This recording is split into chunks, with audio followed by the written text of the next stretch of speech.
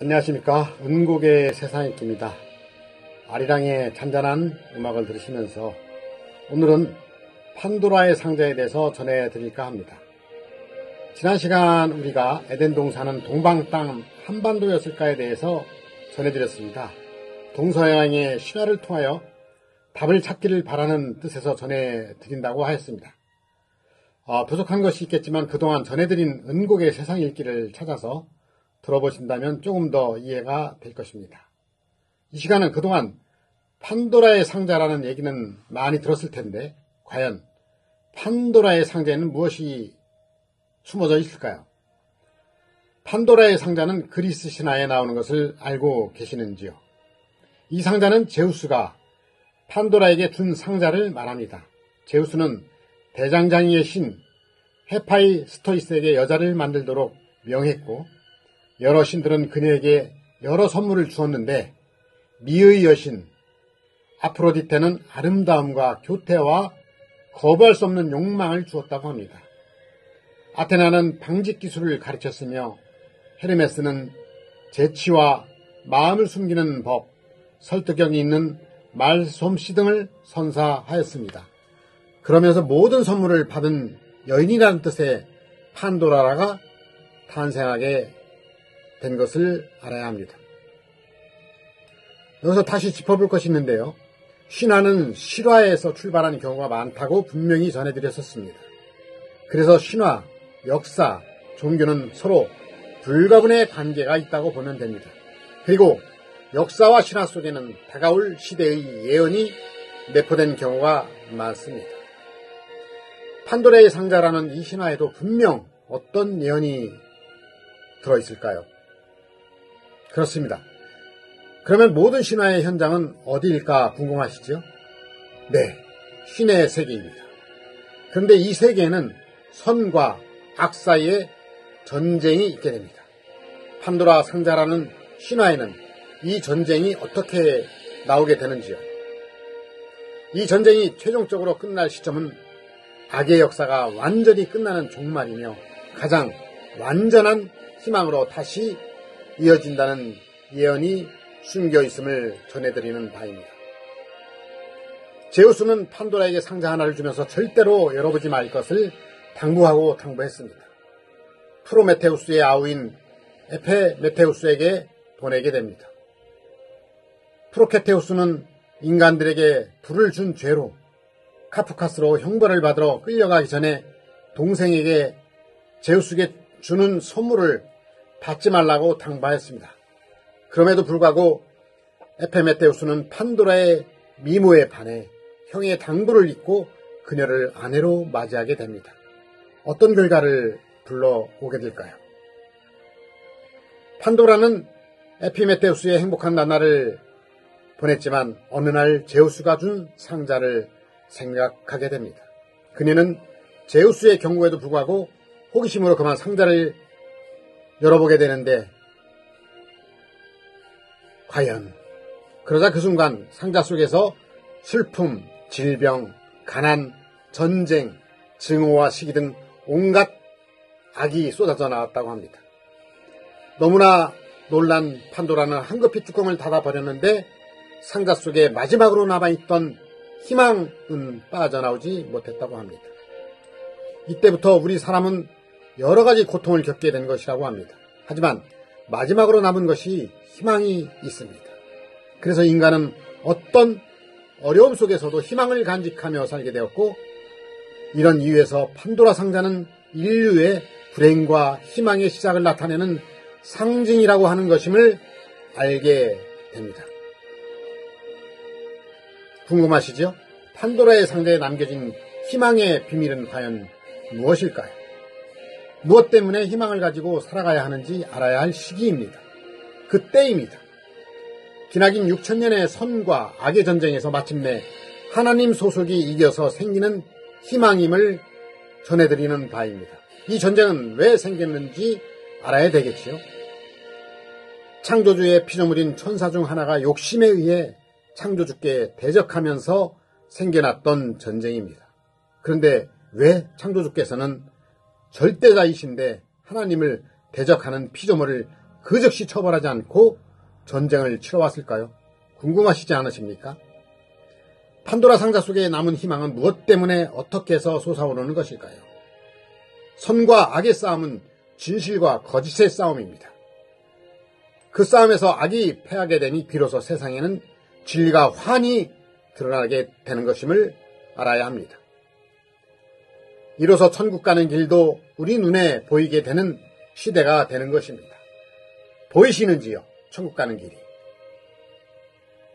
판도라 상자에서 쏟아진 죄악과 고통과 사망이 지금까지의 세상이었다면 그동안에는 악령의 지배하에 슬픔과 고통에 묻혀 살아야만 했던 것임을 자각해야 합니다. 스스로 깨달아야 합니다.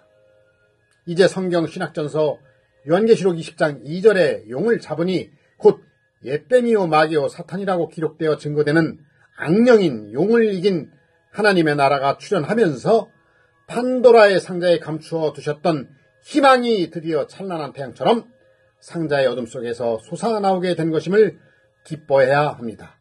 이때 박수쳐야 됩니다. 우리는 그동안 앞날에 대해 어떤 희망을 꿈꾸며 살아왔습니까?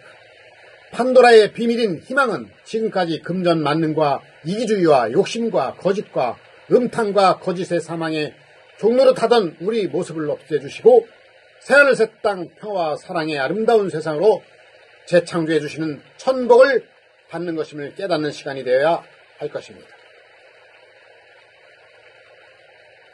그래서 희망 중에서도 완전한 희망이 남아있다고 한 것이었습니다. 아리랑의 구슬픈 노래 끝에 다시 사람 안에 오시겠다던 창조주께서 그 제의를 이루신다는 것이 우리 사람에게는 가장 완전한 희망인 것입니다. 너무나 큰 희망이어서 믿어지기 어려울까 싶습니다.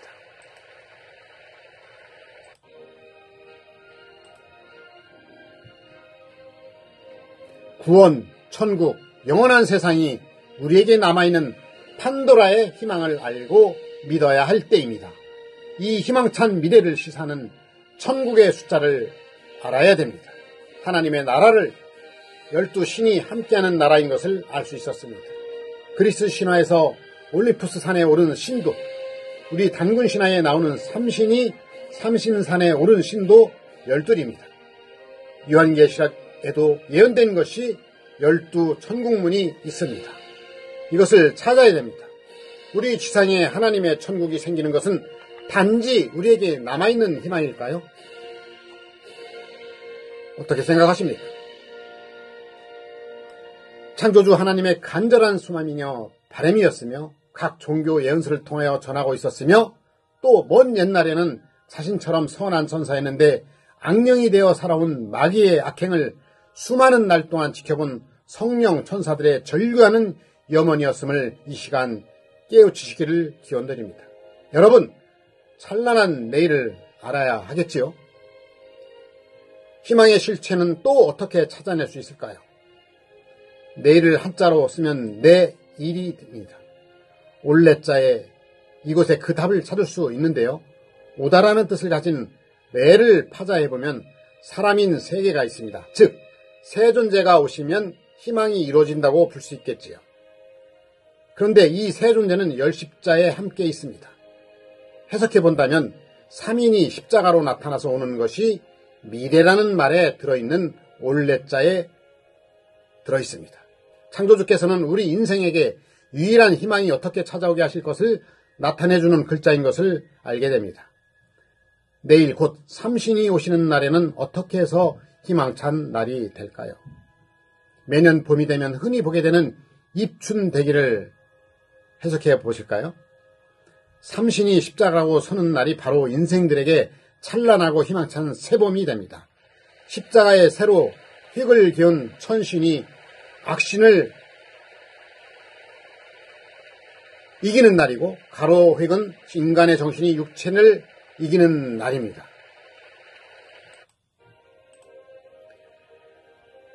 성령과 그 성령이 임한 사람이 하나가 되어 악령과 악령을 입은 사람을 이기는 날이 됩니다.